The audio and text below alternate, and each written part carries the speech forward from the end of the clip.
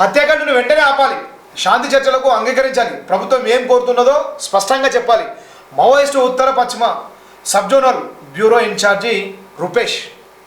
నిజంగా అది మొన్న రీసెంట్గా అమిత్ షా గారేమో బీజేపీ ప్రభుత్వం వచ్చిన తర్వాత మేము ఎన్కౌంటర్ చేయము, అసలు ఈ హత్యం అనేది జరగదని చెప్పిన రీసెంట్గా చెప్పిండు.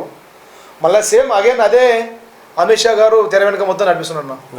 మావోయిస్టులు ఉండదంత ఎవరన్నా ఎస్సీ ఎస్టీ బీసీ మైనారిటీ వాళ్ళు, ఎందుకంటే వాళ్ళు వచ్చి ఉంటారు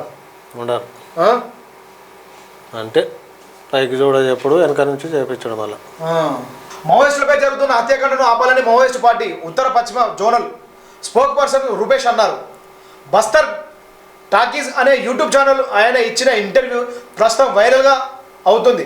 కేంద్ర ప్రభుత్వాన్ని శాంతి చర్చలకు ఆహ్వానిస్తూ ఇటీవల ఓపెన్ లెటర్ రాసిన మావోయిస్టు పార్టీ నేతల్లో రూపేష్ కూడా ఒకరు. ఇది ఇలా ఉండగా ఈ ఇంటర్వ్యూలో రూపేష్ మాట్లాడుతూ తాము ప్రభుత్వంతో శాంతి చర్చలకు సిద్ధంగా ఉన్నామని తెలిపారు. ఒకప్పుడు తాము తప్పులు చేసిన మాట వాస్తవమేమని అన్నారు, కానీ ఇకపై అలాంటి తప్పులు చేయబోమని స్పష్టం చేశారు.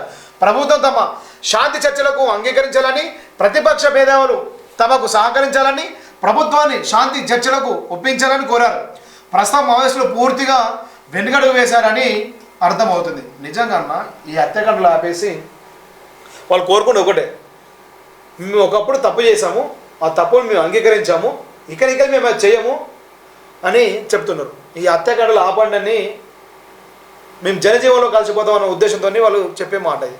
అంతేనన్నా సలవసి సలార్పుతా అన్నారు. ఏం లేదు, అట్లా ఎన్నోసార్లు మాట్లాడారు. అట్లా చెప్తానే ఉంటారు, మళ్ళీ ఇట్లా నడిపిస్తూనే ఉంటారు, అన్నీ నడుస్తూనే ఉంటాయి. నిజంగా అన్న ఇప్పుడు వీళ్ళంతా వాళ్ళు ఎందుకు పోతారు అన్న, భూస్వాములు పోతా మన భూములు గుంజుకుంటేనే కదన్నా వాళ్ళు పోయింది, వాళ్ళు అట్లా తయారైంది. వాళ్ళు బడుగు బలహీన వర్గాలను తొక్కనీకే అన్ని ప్లాన్లే. ఏది చేసినా వాళ్ళని తొక్కనీకే, ఏది చేసినా వాళ్ళు సంపాదించుకోనీకే. ఇది ప్రజలు గమనించాలి.